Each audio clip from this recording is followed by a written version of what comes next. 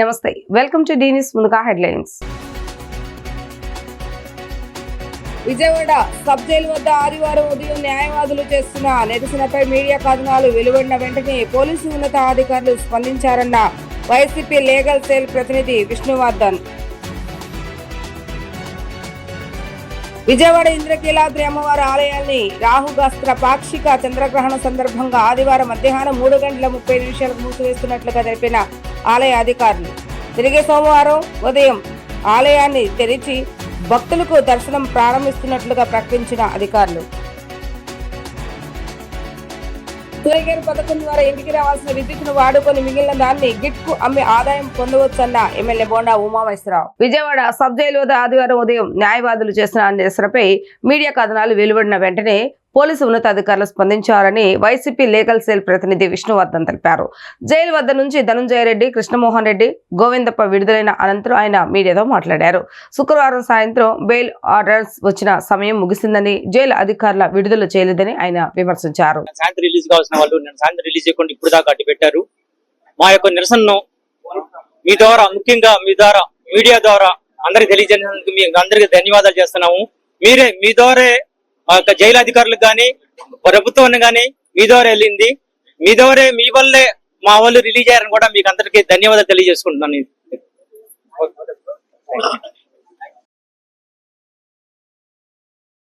విజయవాడ ఇంద్రకీలాద్రి అమ్మవారి ఆలయాన్ని రాహుగాస్త్ర పాక్షిక చంద్రగ్రహణం సందర్భంగా ఆదివారం మధ్యాహ్నం 3:30 మూసివేసినట్లుగా ఆలయ అధికారులు తెలిపారు. దేవాదాయ వైదిక కమిటీ సూచన మేరకు ఈ నిర్ణయం తీసుకున్నట్లుగా చెప్పారు. చంద్రగ్రహణం కారణంగా కొన్ని ఆర్జిత సేవలు రద్దు కాగా కొన్ని సేవల సమయాల్లో మార్పులు చేస్తారు. తిరిగి సోమవారం ఆలయాన్ని తెరిచి భక్తులకు దర్శనాలు ప్రారంభిస్తున్నట్లుగా అధికారులు ప్రకటించారు.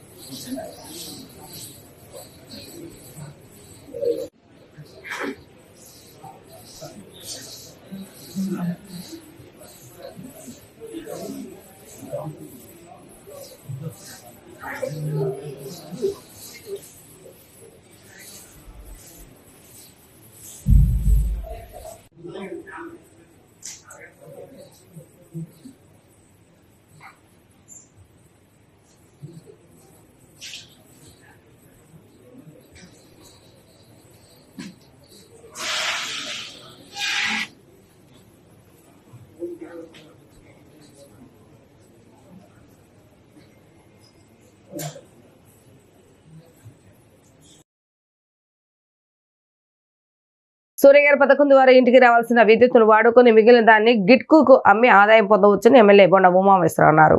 శనివారం 32వ డివిజన్ లోటస్ ల్యాండ్ మార్క్ లోని సెక్టార్ 2లో మున్సిపల్ కార్పొరేషన్ ఆధ్వర్యంలో అవగాహన సభ నిర్వహించారు. ఈ సందర్భంగా ఆయన మాట్లాడారు. ప్రజలకు విద్యుత్ కష్టాలు తొలగించాలనే ఉద్దేశంతో ఎలాంటి పెట్టుబడి లేకుండా పూర్తి ఉచితంగా సోలార్ కనెక్షన్లు ఇస్తున్నట్లు తెలిపారు. తెలుగుదేశం పార్టీ మహిళా అభ్యున్నతికి అధిక ప్రాధాన్యం ఇస్తుందన్నారు. ముఖ్యమంత్రి చంద్రబాబు ఉచిత బస్సు ప్రయాణ సౌకర్యం కల్పించారని పేర్కొన్నారు. ఈ కార్యక్రమంలో కార్పొరేటర్ చెన్నగిరి రామ్మోహన్ రావు, తెలుగుదేశం పార్టీ రాష్ట్ర కార్యదర్శి నవనీతం సాంబశివరావు, డివిజన్ ఇన్ఛార్జ్ వెలగ సురేష్, అధ్యక్షుడు శేషుబాబు, నవీన్, ఈపిలి రామ్మోహన్ తదితరులు పాల్గొన్నారు. మనం వాడే కరెంటు ఏ విధంగా ఉత్పాదన అవుతుంది? థర్మల్ పవర్ అంటే బొగ్గుతో చేసే పవర్, అలాగే ఐడిల్ పవర్ వాటర్తో చేసేది, అలాగే అణు పవర్, లేకపోతే ఇంకా సోలార్ పవర్. ఈ విధంగా వచ్చే వాటిలో మనకి పొల్యూషన్ ఎక్కువ ఉండేది థర్మల్ పవర్. హైడ్రో పవర్ అంటే మీ అందరికీ అవగాహన ఉంది. నీళ్లు ఉన్నప్పుడే ఆ ప్రాజెక్ట్ రన్ అవుతుంది, నీళ్లు లేనప్పుడు ప్రాజెక్ట్ రన్ కాదు. మరి కరెంటు మనం నిరంతరం వాడుతున్నాం. ఎక్కడి నుంచి వస్తుంది కరెంటు? ఒకవేళ మనకు తక్కువ ఉంటే ఇతర రాష్ట్రాల నుంచి, నేషనల్ గ్రిడ్ నుంచి మనం తీసుకుంటున్నాం.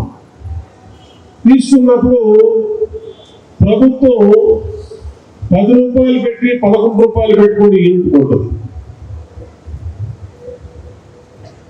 కానీ మనకి తక్కువ యూనిట్లు వాడే వాళ్ళకి 3 రూపాయలు 90 పైసలు 4 రూపాయలు ఇస్తున్నారు.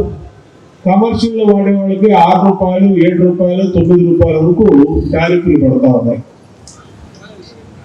ఇది ప్రభుత్వాలకి పెద్ద ఎత్తున ప్రజలకి ఇద్దరికి కూడా భారమైనటువంటి విషయం.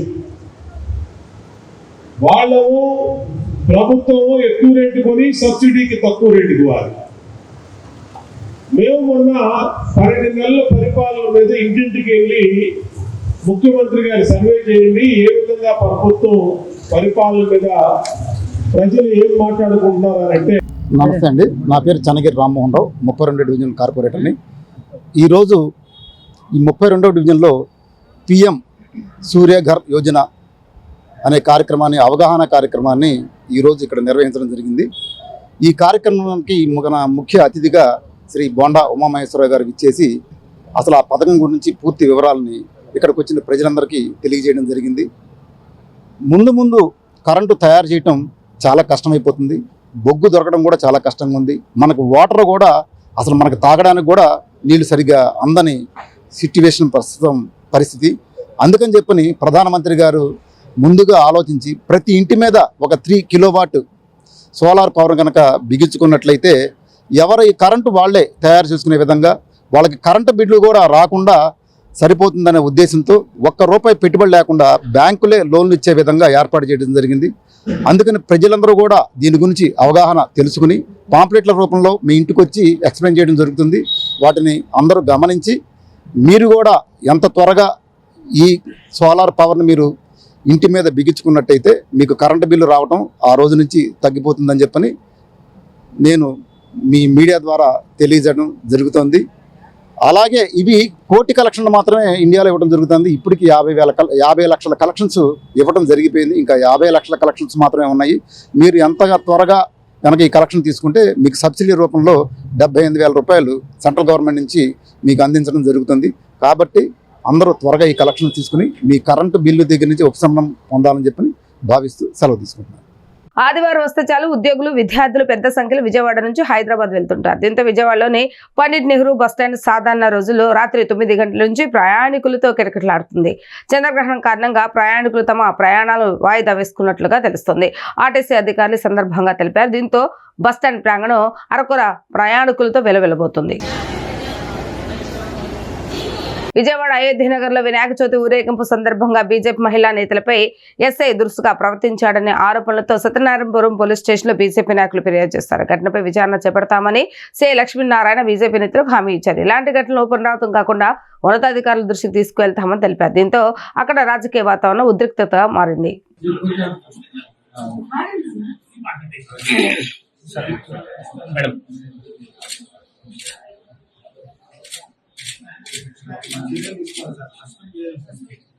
ఈ స్టేషన్ నా కన్నీరు అనేది మంచిది కాదు సార్, దయచేసి నాకు న్యాయం చేయండి.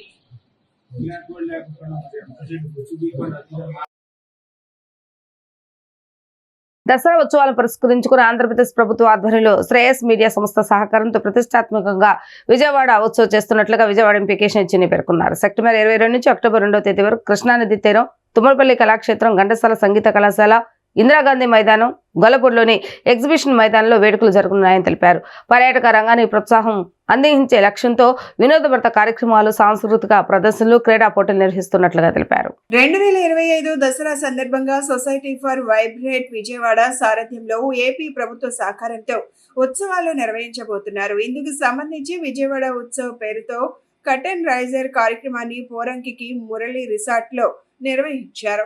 ఈ కార్యక్రమానికి హీరోయిన్ సంయుక్త మీనన్, దివిజ తదితరులు హాజరయ్యారు. ఈ సందర్భంగా సంయుక్త మీనన్ మాట్లాడుతూ విజయవాడ అందమైన నగరమని, విరూపాక్ష సినిమా రిలీజ్ ముందు అమ్మవారి దర్శనం చేసుకున్నానని గుర్తు చేసుకున్నారు. సెప్టెంబర్ 22 నుంచి అక్టోబర్ 2 వరకు జరిగే విజయవాడ ఉత్సవంలో చాలా కార్యక్రమాలు జరుగుతాయని, పర్యాటకాన్ని ప్రమోట్ చేస్తూ ప్రపంచం విజయవాడ వైపు చూడాలని ఈ ఉత్సవం నిర్వహిస్తున్నారని సంయుక్త చెప్పారు. అనంతరం ఎంపీ కేశినేని శివనాథ్ మాట్లాడుతూ కటన్ రైజర్ ఈవెంట్ చాలా గ్రాండ్ గా జరిగిందని, విజయవాడ ఒక వైబ్రేట్ సిటీ అని అన్నారు. విజయవాడ వైభవం దేశమంతా తెలిసేలా చేయడానికి విజయవాడ ఉత్సవం నిర్వహిస్తున్నట్లు తెలిపారు. ప్రతి సంవత్సరం విజయవాడ ఉత్సవం జరుపుతామని, ఇక్కడ నుండి వలసలు తగ్గి విజయవాడలో పెద్ద పెద్ద వ్యాపారాలు పెట్టి ఉద్యోగాలు ఇవ్వడానికి ఈ ఉత్సవ్ వేదిక అవ్వాలని ఎంపీ కేశినేని చిన్ని చెప్పుకొచ్చారు. సెప్టెంబర్ 22 నుంచి అక్టోబర్ 2 వరకు కృష్ణానది తీరం, తుమ్మలపల్లి కళాక్షేత్రం, ఘంటసాల సంగీత కళాశాల, ఇందిరాగాంధీ మైదానం, గొల్లపూడిలో ఎగ్జిబిషన్ మైదానాల్లో వేడుకలు జరగనున్నాయని తెలిపారు. పర్యాటక రంగానికి ప్రోత్సాహం అందించే లక్ష్యంతో వినోద భరిత కార్యక్రమాలు, సాంస్కృతిక ప్రదర్శనలు, క్రీడా పోటీలను నిర్వహించనున్నట్లు తెలిపారు. ఇది జరిగింది అమ్మవారి బ్లెస్సింగ్స్ తో. అండ్ నేను చెప్పినట్టు Vijayawada is a beautiful city. Vijayawada Utsav, 1 city 1 celebration అని ఒక విషన్ తో vibrant society for vibrant Vijayawada and Shreyas media కలిసి చేస్తున్న ఈ విజయవాడ ఉత్సవ్కి నా విషెస్ నేను చెప్తున్నాను. ఈ విషన్ ఏంటంటే, ఇప్పుడు నవరాత్రి, దసరా భారతదేశంలో ఇన్ ఎవ్రీ ప్లేసెస్ ఒక సెలబ్రేట్ చేస్తున్న ఒక పెద్ద ఫెస్టివల్, ఒక పెద్ద పండగ, గుడ్ ఆస్పీషియస్ బిగినింగ్. సో అట్లాంటి ఒక సిట్యువేషన్లో జరుగుతున్న ఈ విజయవాడ ఉత్సవ్కి నా విషెస్ చెప్తున్నాను. ఇది సక్సెస్ అవ్వాలంటే ఖచ్చితంగా ప్రజలు సపోర్ట్ ఉండాలి. అది that is now the responsibility of the people of Vijayawada, not just Vijayawada. Actually, from everywhere, I hope that the success and love will pour in for the Vijayawada Utsav. Thank you so much. And I'm so sorry, నేను 2-3 things నేను చెప్తాను. September 20 ఇది responsibility. September 22 నుంచి October 2 వరకు జరిగే విజయవాడ ఉత్సవ్లో నాకు తెలిసి dance performances ఉన్నాయి, ఫైర్ వర్క్స్ ఉన్నాయి. కృష్ణా రివర్ బ్యాంక్స్లో ఫైర్ వర్క్స్ జరుగుతుంది. And there will be procession, expo and Carnival. So చాలా బ్యూటిఫుల్ గా ప్లాన్ చేశారు the organisers. Vijayawada is a vibrant city. Vijayawada ఒక ఎంటర్ప్రెనర్ పుట్టిన సిటీ. ఇక్కడి నుంచి కొన్ని అనాలిసిస్లు చూస్తే చాలా ఆశ్చర్యకరంగా ఉంటాయి. ఒక్కొక్క వ్యక్తి ఇక్కడ నుంచి వెళ్ళిన వ్యక్తులందరూ 10 లక్షల మందికి ఉద్యోగాలు కానీ ఉపాధి అవకాశాలు కానీ ఇక్కడి నుంచి కల్పించారు.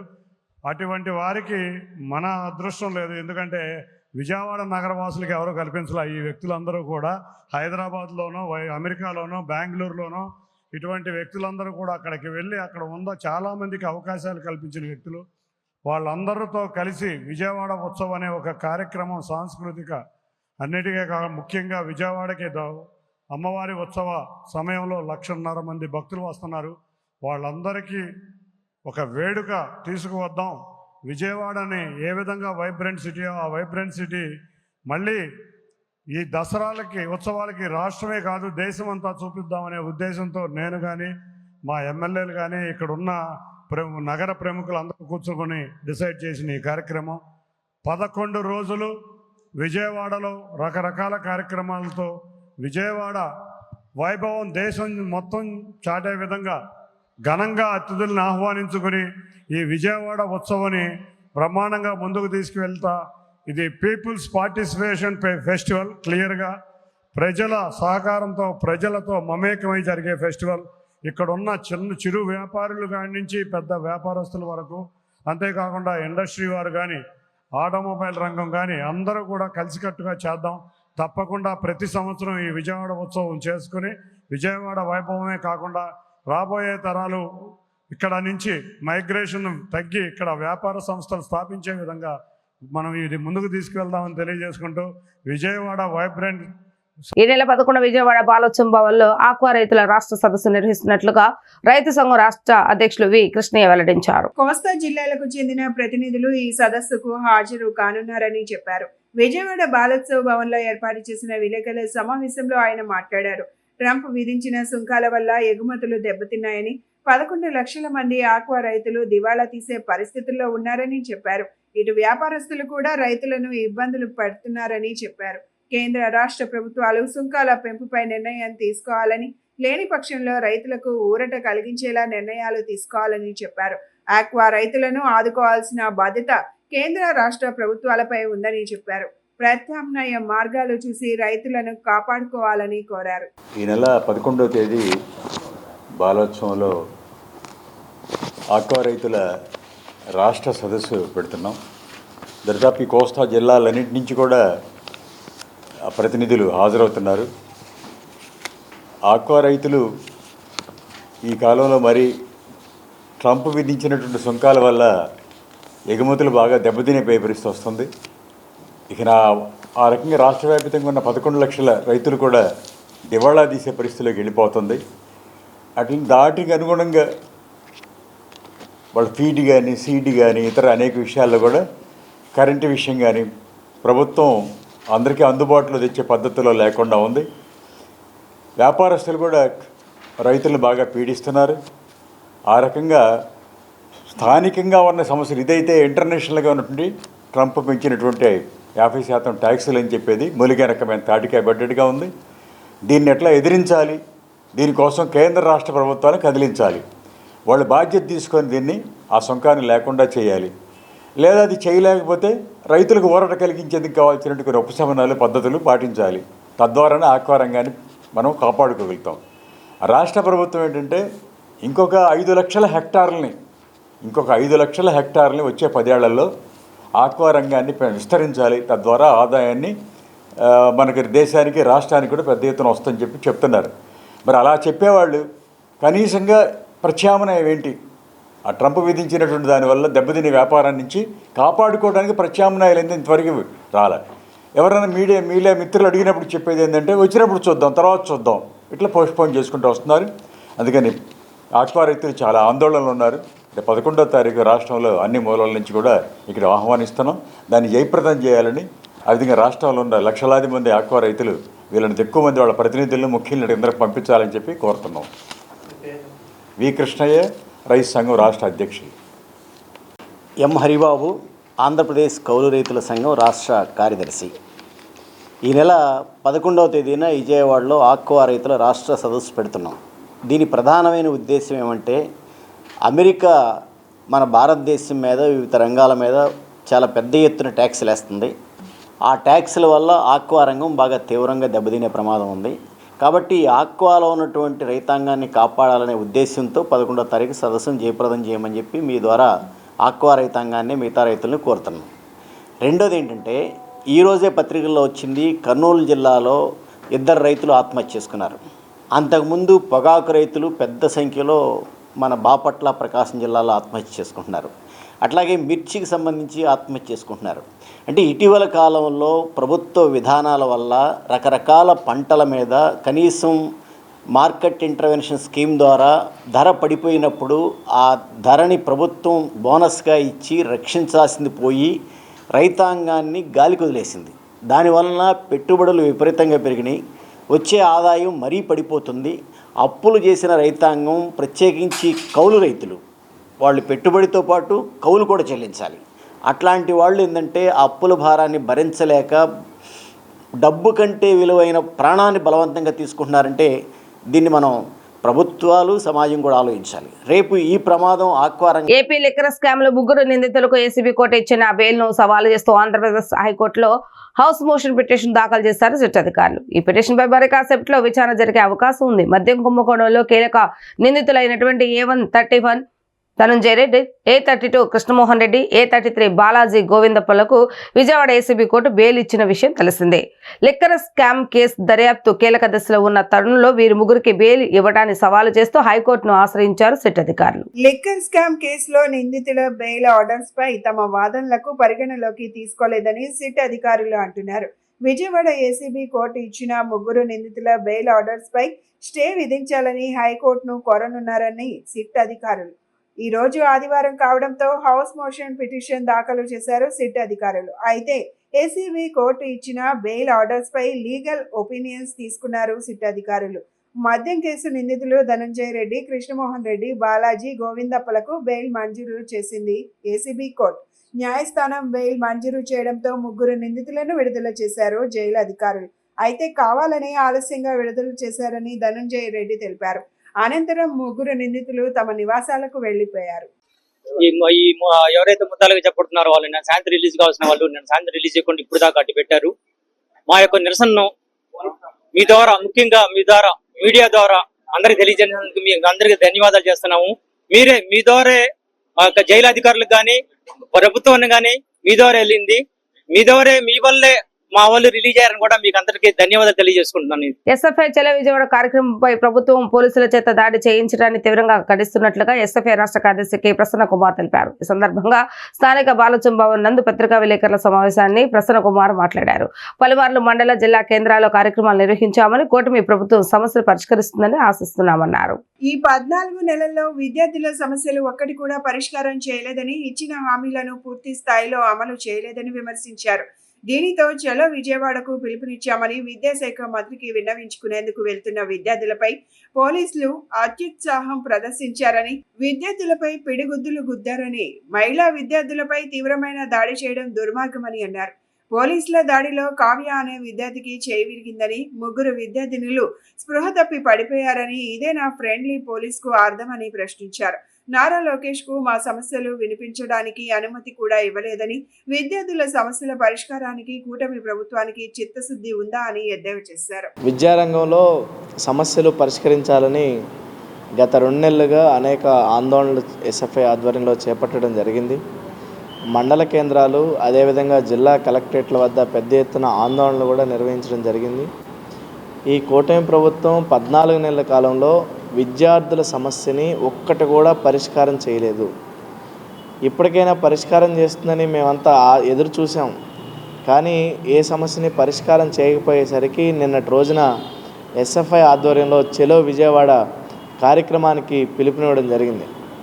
ఈ చలో విజయవాడ కార్యక్రమం పోలీసులు అత్యుత్సాహం ప్రదర్శించారు.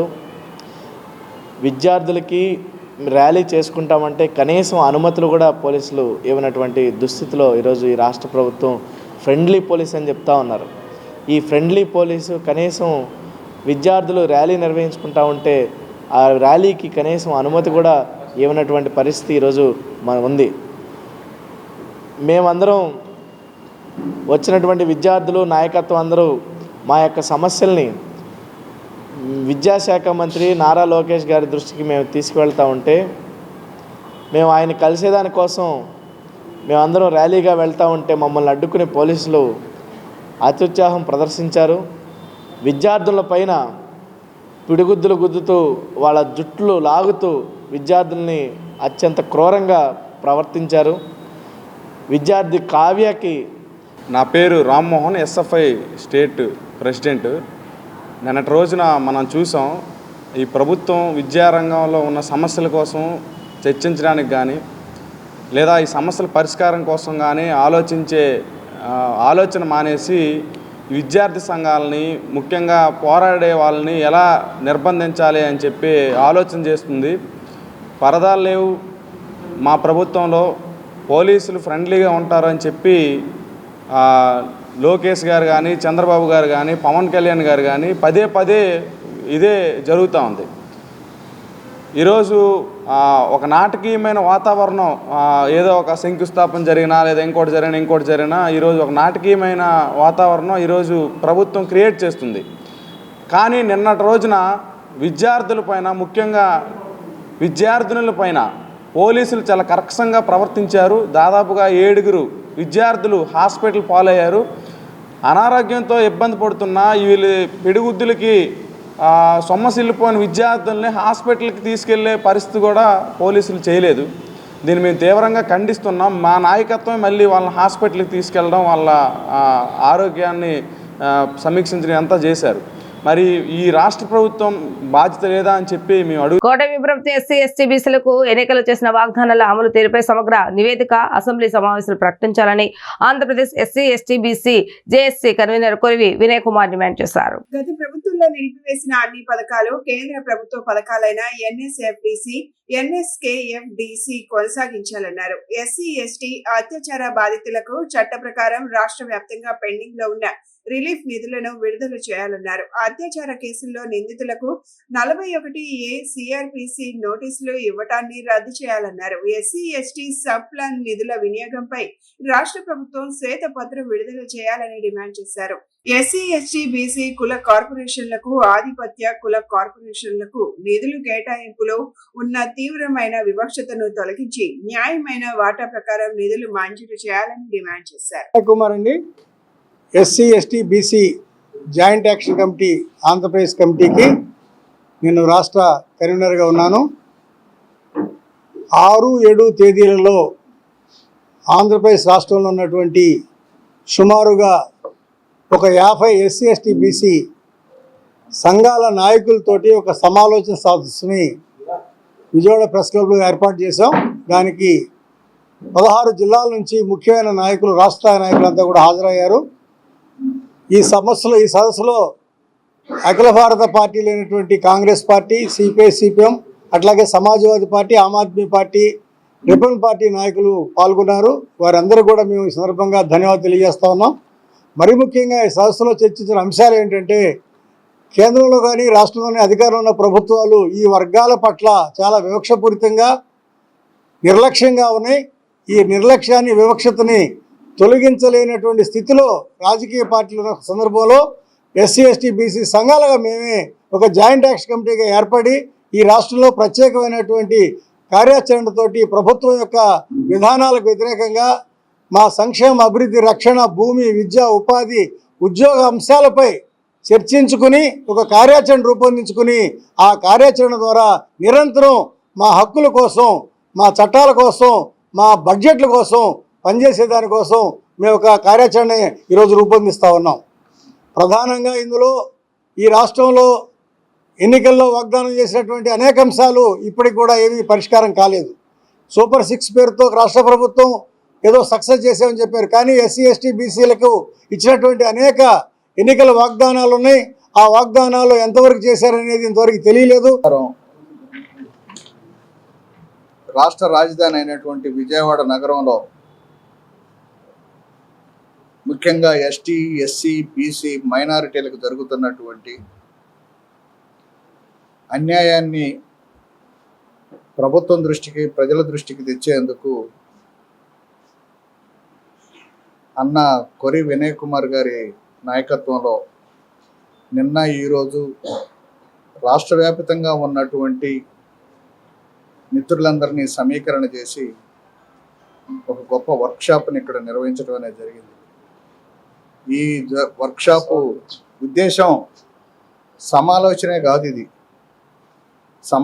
కాదు, ఈ రాష్ట్ర ప్రభుత్వం కానీ కేంద్ర ప్రభుత్వం పైన సమాధాన పడకుండా సమరం సాగించేందుకే ఈ కార్యక్రమాన్ని రూపొందించడం అనేది జరిగింది. ఎన్నో అంశాలని వినయ్ కుమార్ గారు చెప్పారు. పోరాటాలు చేసి, ఉద్యమాలు నడిపి సాధించుకున్నటువంటి చట్టాలన్నీ, పథకాలన్నీ ఇవాళ నీటి మూటలుగా తయారవుతున్నాయి, చెత్తపట్టలో వేయబడతా ఉన్నాయి. వీటన్నిటిని కూడా వెలికి తీసి వాటన్నిటిని పక్కాగా అమలు జరపాలనేదే మా యొక్క ప్రధానమైనటువంటి ఉద్దేశం. అందులో ముఖ్యంగా దాదాపు ఆంధ్ర రాష్ట్రం ఏర్పడిన తర్వాత 52 నుంచి ఇప్పటివరకు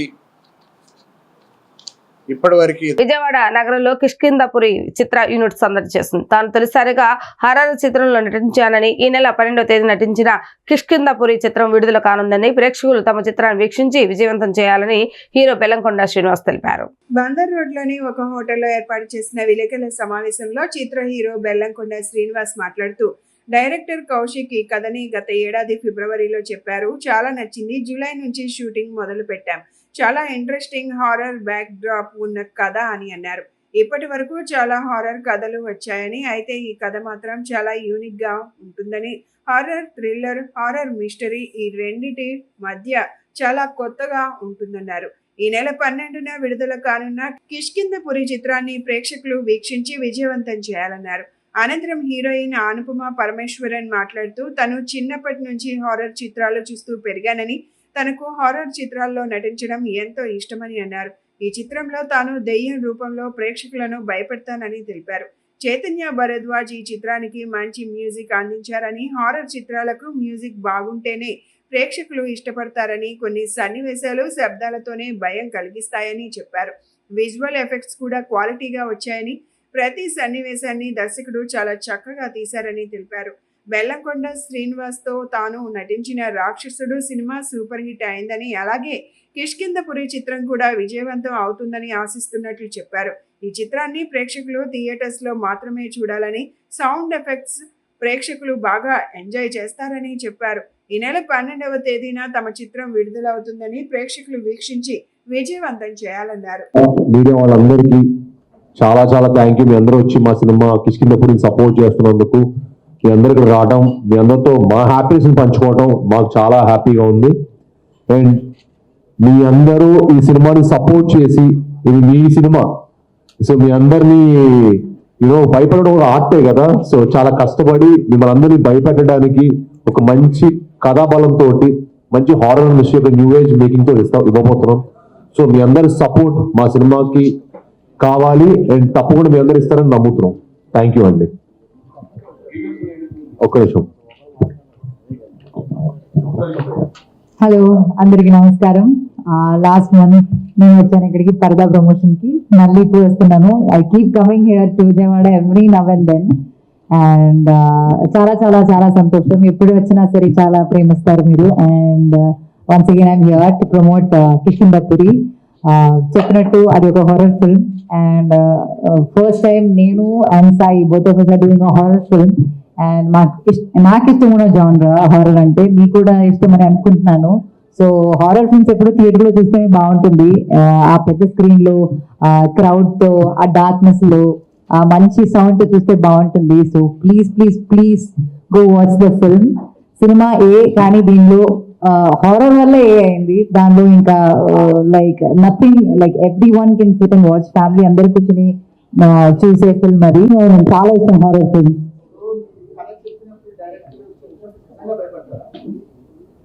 అంటే నాకు అలా భయం రావడం అనేది చాలా తక్కువ అండి. నాకు హారర్ స్టోరీస్ కి అలా భయం రాదు, కానీ అది చాలా కన్విన్సింగ్ అనిపించింది. అంటే చాలా ఇంట్రెస్టింగ్ అనిపించింది. Every 10-15 minutes of the story నేను అన్ఎక్స్పెక్టెడ్ గా ఉన్న సిచ్యువేషన్స్ దట్ ఆ ట్విస్ట్లు కానీ ఆ టోన్లు కానీ నాకు చాలా నచ్చింది. అండ్ లైక్ హీరో గారు సెడ్, కౌశిక్ ఆ director is a very very good narrator. అంటే ఆయన ఎంత బాగా నరేట్ చేస్తారంటే సినిమా ఫస్ట్ లైన్ నుంచి లాస్ట్ లైన్ దాకా మొత్తం ఆయన హెడ్ లో ఉంటుంది. సో ఎవ్రీ సింగిల్ డైలాగ్ ఏది మిస్ అవ్వకుండా ఆయన అలా మంచిగా నరేట్ చేస్తారు. సో నాకు ఆ కన్విక్షన్ చాలా నచ్చింది. సో అంత కన్విక్షన్, బికాజ్ ఎంత చేసినా సరే ఒక హారర్ ఫిల్మ్ అనేది ఎగ్జిక్యూషన్ లో ఉంటుంది. ఫియర్ అనేది ఎగ్జిక్యూషన్ లోనే రావాలి. So with solid script like that and fantastic team, DOP is Chinmay. So he has also done a very good job with the cinematography. Color palette కావచ్చు, and Manish production designer, everything is like very realistic. Actually మేము ఒక real horror house, like real haunted house లోనే shoot చేసాము. So to be like అది ఒక చాలా authentic ఉండాలి, అది చూస్తేనే భయం రావాలన్న దానికి we went to a real haunted house to shoot the film. So we tried our best. So ఆ నవ్వు చేసినప్పుడు ఉన్న కన్నా బెటర్ గా వచ్చిందని నేను అనుకుంటున్నాను సినిమా. కనిపిస్తుంది కదండి, మేము ఆ సెట్కి వెళ్తే మాకు భయం వేసింది. ఇది చాలా ఎగ్జైటెడ్ గా ఫీల్ అయ్యేవాళ్ళు. హారర్ ఫిల్మ్కి వెళ్తే చాలా మందికి హారర్ ఫిల్మ్స్ అంటే ఎక్సైట్మెంట్ కదా. మీకు ఇష్టం కదా, మీకు భయమా ఇష్టమా? వాళ్ళకి సినిమా థియేటర్ చూడడం ఇష్టం అండి. ఎక్స్పీరియన్స్ చేయడం ఇష్టం ఉండదండి ఎవరికైనా రియల్ ఎక్స్పీరియన్స్ ఉందా? హారర్ ఎక్స్పీరియన్స్ ఉందా? మీరు చెప్తారా ఏమైంది? ఓ అది దానికి కూడా భయపడుతున్నారు. We really would want to know such experience. మేము విస్పర్ స్టోరీస్ అని ఒక సిరీస్ చేసాము. సో ఐ థింక్ ఈ రోజు నైట్ అది స్టార్ట్ అవుతుంది. సో దేర్ లైక్ మేము ఒక మంచి ఇంట్రెస్టింగ్ మీరు ఎప్పుడైనా ఇంట్రెస్టింగ్ అంటే ఎవరైనా దేవుడు కలిసి అడుగుతారు, మనం ఎప్పుడైనా మీరు దెయ్యాన్ని కలిస్తే మాకు స్టోరీ పంపించచ్చు. అండ్ అది మేము డెఫినెట్ గా we want to show it in our Kishkindhapuri whisper talk show. Whisper talk show. So అది ఈ రోజు స్టార్ట్ అవుతుంది. చాలా ఇంట్రెస్టింగ్ స్టోరీస్. దాంట్లో 2 స్టోరీస్ నేను నరేట్ చేస్తాను. You also narrated couple of stories. So అది ఖచ్చితంగా చూడండి. అది లైక్ ఆ స్టోరీస్ చదివినప్పుడు నాకు కొంచెం అని అనిపించింది. Thank you.